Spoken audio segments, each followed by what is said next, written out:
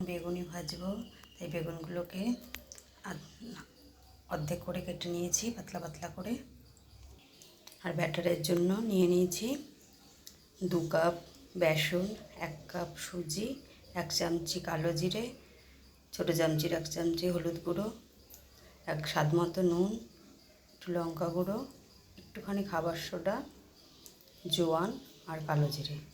এটাকে ভালো করে মিশিয়ে জল দিয়ে ব্যাটারটাকে গুলে নিচ্ছি। বেগুনি ভাজার জন্য ব্যাটারটা আমার রেডি, জল দিয়ে গুলে নিয়েছি সুন্দর করে।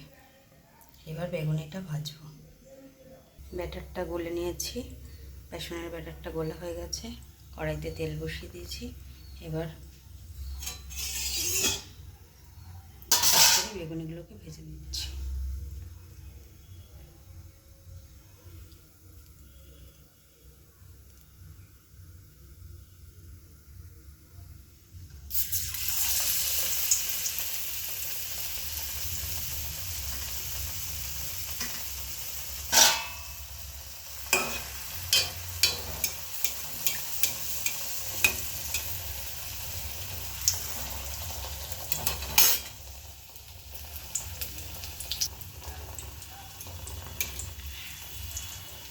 বেগুনিটা আমার ভাজা হয়ে গেছে, এবার তুলে নিচ্ছি।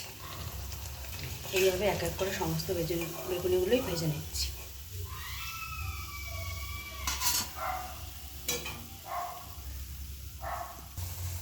এইভাবে একে একে আমার সমস্ত বেগুনিগুলোই ভাজা হয়ে গেছে। হয়ে গেল বেগুনি।